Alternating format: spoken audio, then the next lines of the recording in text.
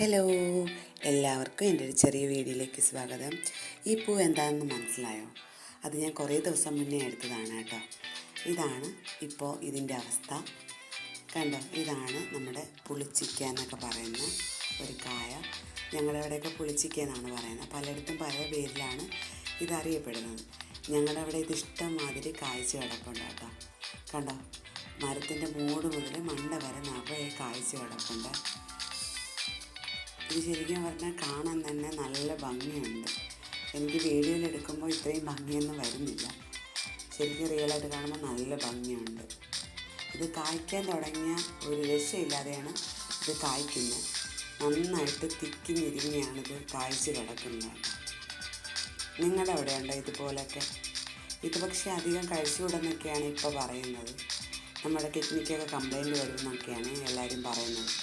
സത്യമാണോ ഒന്നും അറിഞ്ഞുകൂടാ. പണ്ടൊക്കെ ഇഷ്ടംമാതിരി കഴിച്ചിട്ടുണ്ട്. ഇപ്പം ഈ ഓരോരുത്തർ പറയുന്ന കേട്ടിട്ട് കഴിക്കാൻ തന്നെ പേടിയാവുന്നുണ്ട് കേട്ടോ. എന്നാലും ഇടയ്ക്കിടയ്ക്ക് കഴിക്കും. അപ്പം ഇവിടെ 2 മൂടുണ്ട് കേട്ടോ. ഇതിൻ്റെ വേറെ ഒരെണ്ണം കൂടെ ഞങ്ങൾക്കുണ്ട്. പക്ഷെ അതിൽ വലുതായിട്ടൊന്നുമില്ല, കുറച്ചൊക്കെ ഉള്ളൂ. ഞാൻ നേരത്തെ കാണിച്ചതിലാണ് ഒരുപാടുള്ളത്. കണ്ടോ, ഇതിൽ ഇത്രയും കുറച്ചൊക്കെ ഉള്ളൂ. പക്ഷേ ആദ്യം കാണിച്ച മരത്തിലാണ് നിറയെ കായ്ച്ച് കിടക്കുന്നത്. ഇത് ചെറുതാണ്, അപ്പോൾ തന്നെ വലുതാകുമ്പോൾ എന്തായിരിക്കും അവസ്ഥ എന്ന് ചിന്തിച്ച് നോക്കണേ. കാരണം വെച്ചാൽ വലുതാകുമ്പോൾ നിറയെ പഴുത്ത് തറയിൽ തൊഴിഞ്ഞ് കിടക്കുകയൊക്കെ ചെയ്യും.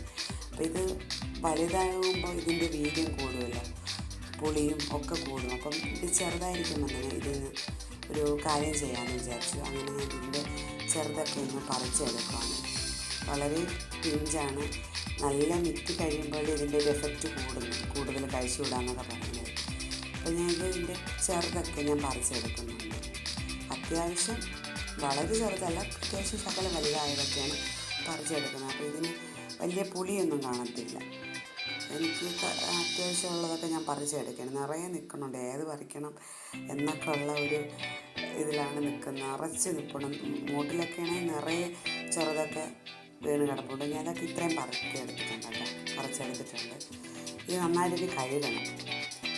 കണ്ട, ഇത് അരിയൊന്നും വേണ്ട, ചെറുതായതുകൊണ്ട് അരിയൊന്നും വേണ്ട. ഇനി ഇതിന് വെളുത്തുള്ളി, ഇഞ്ചി, നമ്മുടെ പച്ചമുളക്, അപ്പോൾ ഇതൊക്കെ കാണുമ്പോൾ തന്നെ അറിയാൻ പറ്റും എന്താണെന്നുള്ളത്. ഞാൻ അച്ചാറാണ് ഉണ്ടാക്കുന്നത്. ചീനച്ചട്ടിയിൽ ആവശ്യത്തിന് നല്ലെണ്ണ ഒഴിച്ച് കൊടുക്കണം. കടുക്, ശകലം നമ്മുടെ ഉലുവ ഇട്ട് കൊടുക്കണം. ഇത് നന്നായിട്ടൊന്ന് പൊട്ടി വരുമ്പോഴത്തേക്ക് തന്നെ നമുക്ക് എടുത്ത് വെച്ചിരിക്കുന്ന വെളുത്തുള്ളിയും നമ്മുടെ ഇഞ്ചിയും പച്ചമുളകും കൂടെ ഇട്ടിട്ട് ഒന്ന് അത്യാവശ്യം ബ്രൗൺ കളറാകുന്നവരെ ഒന്ന് ഇളക്കി കൊടുക്കണം കേട്ടോ. ഇത് നല്ല ടേസ്റ്റാണ്. വളരെ ഭയങ്കര പുളിയൊന്നും ഇതിന് ഉണ്ടാകത്തില്ല, ചെറുതല്ലേ. അപ്പോൾ ഇത് വിശ്വസിച്ച് കഴിക്കുകയും ചെയ്യാം. ഡെയിലി ഒരു കളറാകുന്നത് വഴറ്റി എടുക്കണം. അത് കഴിഞ്ഞ ശേഷം നമുക്ക് എരിവിനനുസരിച്ചുള്ള മുളക് പൊടിയും കൂടെ ഇട്ട് കൊടുക്കണം. അപ്പോൾ ഞാൻ ഏകദേശം ഒരു 3 സ്പൂണോളം മുളക് പൊടിയാണ് ഇട്ടിരിക്കുന്നത്. മുളക് പൊടിയുടെ ആ ഒരു പച്ച മണമൊക്കെ മാറി ഏകദേശം ഈ കളറാകുന്നവരെ അതിനെ ഒന്ന് ഇളക്കി കൊടുക്കണം കേട്ടോ. ഞാൻ ഇടയ്ക്ക് കായ ഇട്ടായിരുന്നു, മറന്നുപോയി കാണിക്കാനായിട്ട്. അത് കഴിഞ്ഞ് നമ്മൾ കഴുകി വെച്ചിരിക്കുന്ന പുളിച്ചിക്ക നമുക്കിതിലോട്ട് തട്ടി കൊടുക്കാം. എന്നിട്ട് ഇതെല്ലാം കൂടെ നന്നായിട്ട് മിക്സ് ചെയ്യണം. ഇത് വലുതാകുമ്പോൾ ഭയങ്കര പുളിയായിരിക്കും, പിന്നെ അതിൻ്റെ എഫക്റ്റ് കൂടുതലായിരിക്കും. അധികം കഴിക്കാനും പറ്റത്തില്ല. ഈ ഒരു സൈസിലൊക്കെ ആകുമ്പോൾ നമുക്ക് കഴിക്കുകയും ചെയ്യാൻ കുറച്ച് ഒരുപാട് പുളിയൊന്നും ഉണ്ടാകത്തില്ല. ഞാൻ ഉപ്പ് ചേർത്തിട്ടുണ്ട് കേട്ടോ. ഇതിനാവശ്യത്തിനുള്ള ഉപ്പ് ചേർത്തിട്ടുണ്ട്. ഇത് ശരിക്കും പറഞ്ഞാൽ വെള്ളമൊന്നും ചേർക്കണ്ട.